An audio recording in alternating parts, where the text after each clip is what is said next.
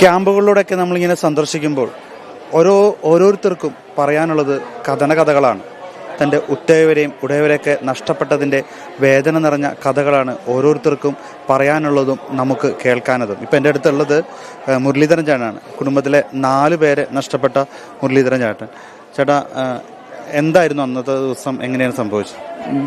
അന്നത്തെ ദിവസം എന്ന് പറഞ്ഞാൽ 1 മണിക്ക് നല്ല മഴയായിരുന്നു. നല്ല മഴ എന്ന് പറഞ്ഞാൽ അസാധ്യ മഴ. അപ്പോൾ നമ്മളെ തറവാടും പുഴയായിട്ട് 200 മീറ്ററിൻ്റെ ഡിസ്റ്റൻസ് ഉണ്ട്. അപ്പോൾ ഞങ്ങൾ 1 മണിക്ക് വിളിച്ചു. തറവാട്ടിലുള്ളവരെ പിന്നെ അവരെ അമ്മേനൊക്കെ വിളിച്ച് അവരോട് ഞങ്ങൾ ചോദിച്ചു എന്തെങ്കിലും കുഴപ്പമുണ്ടോ.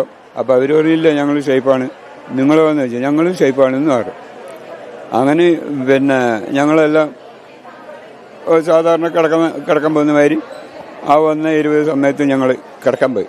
അപ്പോഴത്തേക്കും പുഴയിൽ വെള്ളം ശക്തമായിട്ട് ഒഴുകുകയാണ്. അപ്പോഴാണ് ഈ താഴെ പ്രദേശങ്ങളിലുള്ളവരൊക്കെ ടെറസിൻ്റെ മുകളിൽ അവിടെ ഇവിടെയൊക്കെ കയറി അവർ ഒരുവിധം കഴിച്ചിലാകാൻ പറ്റുന്നവരൊക്കെ മേലെ കുന്നിൻ്റെ മുകളിലൊക്കെ കയറി. അപ്പോഴും ഞങ്ങളിവിടെ നിൽക്കുന്ന. അപ്പം ഒരു 1:40 1:45 ഞാൻ കിടക്കുന്ന കട്ടിൽ ഇളകാൻ തുടങ്ങിയത് ഞാൻ പേരക്കുട്ടിനെ വിളിച്ചിട്ട് നേരെ അടുക്കള ഭാഗത്ത് കൂടി മുകളിലേക്ക് മരുമേൻ്റെ വീട് ഇങ്ങനെയാണ്. വീട്ടിൽ ഞാനും പേരക്കുട്ടി മാത്രമേ ഉണ്ടായിരുന്നു. എൻ്റെ വീട്ടിൽ ഞാൻ നേരെ മരുമേൻ്റെ വീട്ടിലേക്ക് ഓടി കയറി. അവിടെ മരുമേനും മോളും മാത്രമേ ഉള്ളൂ. അപ്പം ഞാൻ അവരെ കുട്ടീനെ ഏൽപ്പിച്ചിട്ട് അതേ സ്പീഡിൽ തന്നെ ഞാൻ താഴേക്ക് തറവാട്ടിലേക്ക് പോകണമല്ലോ. തറവാട്ടിലേക്ക് പോകാൻ വേണ്ടി അതേ സ്പീഡിൽ തന്നെ ഓടി വരുമ്പോഴത്തേക്കും ചളി ഇത്രയ്ക്ക് ജനൽ പൊക്കത്തിനാണ് ചളി വന്നടഞ്ഞ്. അപ്പോൾ കയറി ഞാൻ താമസിക്കുന്ന വീട്ടിലേക്ക് ജനൽപ്പൊക്കം ചുമരോടുകൂടി ചേർന്ന് അങ്ങോട്ട് ഒഴുകിപ്പോയി. പിന്നെ എനിക്ക് താഴേക്ക് ഇറങ്ങാൻ പറ്റില്ല. പിന്നെ ലാസ്റ്റ് ഞാൻ പിന്നെ മോളെയും പേരക്കുട്ടീനെയും മരുമാനെയും വിളിച്ച് നേരെ നമ്മളെ വീടിൻ്റെ നേരെ തന്നെ ഒരു കുന്ന് കാപ്പിക്കാടാണ്. ആ കാപ്പിക്കാട് ഒരു പിന്നെ കയറി അവിടെ നിന്നൊരു 1/2 കിലോമീറ്റർ താഴേക്ക് അതേ ഇറക്കും അതേ ഇങ്ങോട്ട് കയറി എങ്ങനെയോ സേഫ് ആയതാ. മരിച്ചത് ആരൊക്കെയാണ്? മരിച്ചത് പിന്നെ ഭാര്യൻ്റെ അമ്മ, പിന്നെ ഭാര്യൻ്റെ അനിയത്തിൻ്റെ ഭർത്താവ്, എൻ്റെ മോളുടെ മകള്, എൻ്റെ പേരക്കുട്ടി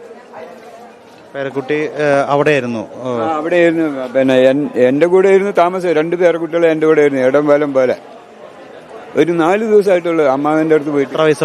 14 വയസ്സ്. അല്ല, പിന്നെ മൂത്തവള് +2 പഠിക്കുന്നു. അവള് എൻ്റെ അടുത്തുണ്ട്.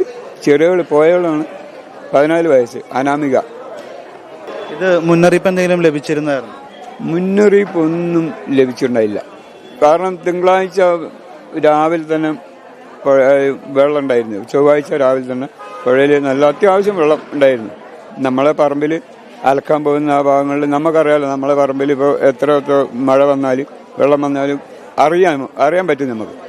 അപ്പം നമ്മളാ ഒരു ലെവൽ വെച്ചിട്ടാണ് അവിടെ നിന്ന്. ഞാൻ രാവിലെ ചായ കുടിക്കാൻ വേണ്ടി കടയിലേക്ക് പോകുമ്പോൾ പിന്നെ കുറേ ഒരു 600 മീറ്റർ അകലെ ഒരു ചെറിയൊരു ചായപ്പ് പോലെ എൻ്റെ ഇവിടം വരെ വെള്ളം ഉണ്ടായിരുന്നു. ചായ കുടിക്കാൻ പോകുമ്പോൾ തിരിച്ചു വരുമ്പോൾ അത് കുറഞ്ഞു. അങ്ങനെ ഞങ്ങൾ വന്നത്. അപ്പോഴും നമ്മളിത് പ്രതീക്ഷിക്കുന്നില്ലല്ലോ. ക്യാമ്പിൽ ആരൊക്കെയുണ്ട്? ക്യാമ്പിൽ ഞാൻ മാത്രമേ ഉള്ളൂ. ഇപ്പം മോളും പേരക്കുട്ടി മരുമോനും അതാ കാണുന്ന വീട്ടിലുണ്ട്. അവർക്ക് ഇങ്ങനെ മോള് പോയതുകൊണ്ട് ആ ഒരു വിഷമത്തിൽ ഇവിടെ വരാൻ സാധിച്ചില്ല. അത്രേ ഉള്ളൂ.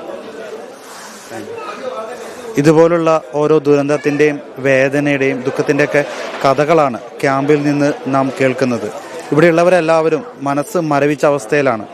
തങ്ങളുടെ ഉറ്റവരോ ഉടയവരോ ഇന്നലെ വരെ കണ്ട് സംസാരിച്ച് തങ്ങളെ കൂടെ നിന്നവർ ഇന്നില്ല എന്നൊരു വേദനയിൽ നീറി കഴിയുന്നവരാണ് ഓരോരുത്തരെയും നാം കാണാൻ സാധിക്കുന്നത്. അതുതന്നെ വളരെയധികം ദുഃഖമാണ്. കേരളം മുഴുവൻ ഇവർക്ക് വേണ്ടി പ്രാർത്ഥിക്കുകയാണ്.